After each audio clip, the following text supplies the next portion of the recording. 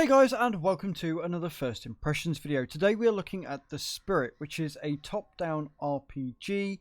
It's very casual. It follows the journey, if you like, through the realm of the undead as the main character, and you have to beat various beasties in order to progress through the story and find out what's going on, and I'm assuming trying to get your soul back to the world of the living.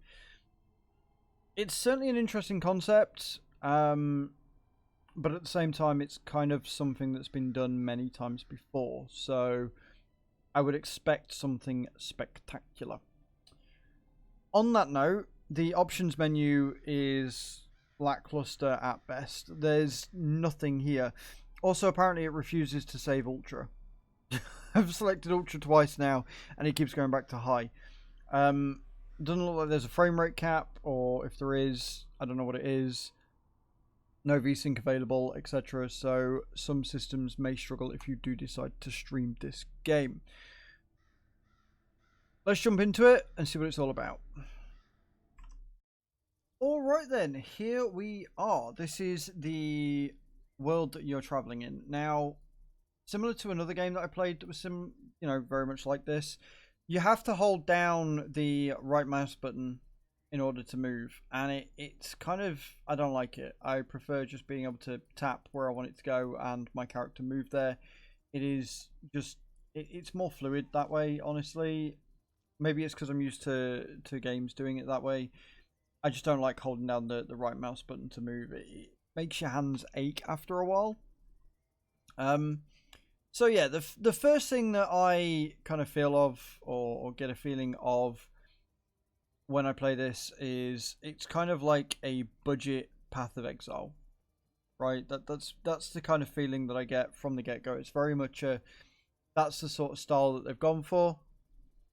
However, when I say budget, I mean budget.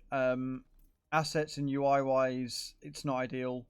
As you can see down here, you've got your different spells and abilities, but the text above them doesn't stand out very well. I'm also dying to a bore.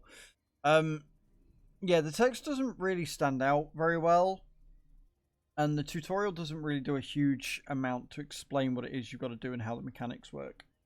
The combat is very simple and very basic as well. You've got a cooldown on your abilities.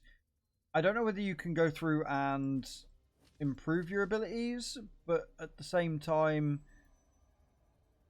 doing what I'm doing, I'm basically just using my mouse one button and slaughtering everything. I haven't really needed my thing, although having said that, I'm going to die. Oh, there you go. I died.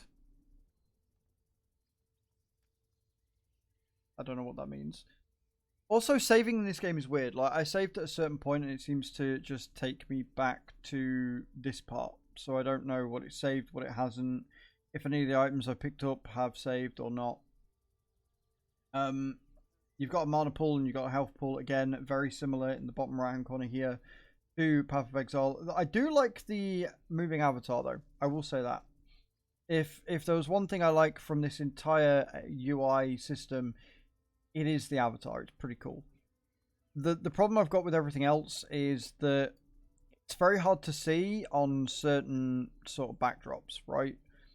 So if I go over here, for example, it's quite easy to see what everything is. But if I go into a more lighter sort of area, it becomes like it merges in, it blends in, just giving the text a bit of a border even, or giving it a solid background so that it doesn't interfere with the area would have been better. Would have been a better choice.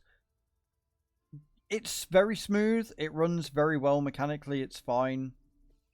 Like I say, it is very, very chill compared to others of this genre, shall we say. You collect stuff just by walking over it, as opposed to picking it up and actually trying to pick it up. And again, that's fine, but it's very easy to miss stuff when you can only, when you can't click on it to move there, right? So it does make it a bit awkward, not gonna lie. there isn't a way to check your inventory either. It just kind of replaces everything for something that's better, right? So it's just replaced the sword that I was using for this big axe thing.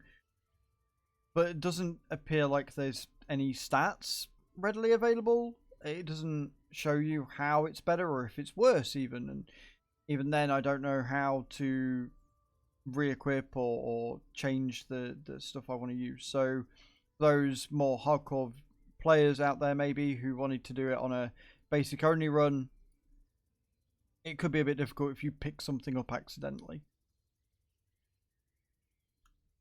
On the whole, I don't think it's a bad attempt at the genre.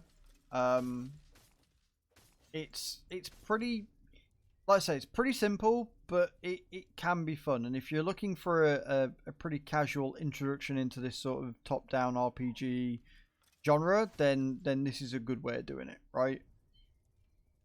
Story-wise, story could be better if it was either voice acted or, again, if it read better, right? Storytelling is a skill and an art in of itself, especially in video games that are heavily RPG based, and to get that immersion they need to be written well, and they're kind of not these days. You know, I'm kind of very unimpressed by things that I have read and seen. So yeah, saving it doesn't actually apparently save it. It just starts you at the beginning of the round, because I've already done this bit. This is one of the mechanics that you use. You take your spirit and you've got to then wait. You have to wait for this. You can't end it, and if you press space then you return to back outside, right? So I'm not sure how I feel about that. Like, it's an interesting concept. It is a concept that, to my knowledge, was first used, or the first time I ever saw it was on Soul Reaver, when he was able to phase through fences. And this is pretty much the same idea for some. Although others, it seems to not work as much. I don't know. I don't understand. But yeah, so it says save progress, but you don't start here. This isn't a checkpoint. This is just where you save the game. You've got to come back and do this again. Whether that's a bug, I don't know. But here we are. I've already done all this bit, and yeah, I'm having to do it all again. So there are my thoughts, guys. I don't know. I don't know whether I could suggest this or not. If you are used to PoE, if you're used to Spellbound, even, or League of Legends, or anything that does this sort of top-down movement, you're probably going to be looking for something that's a bit more hardcore, that's got a bit more challenge to it, that's got a more in-depth build system and looting system and stuff like that. This is very, very casual. So I could quite easily do this and enjoy it. But if you are somebody that is used to those sort of genres and those sort of games, you might not. But let me know in the comments down below, guys. Leave a comment on whether you think this is a good game, bad game, whether you would play it, whether you would expect more. Leave a thumbs up on the video if you haven't already. It really does help. And subscribe to the channel if you haven't already as well. Thank you very much for watching, guys. I hope to see you all next time. Keep being awesome. Ciao, ciao.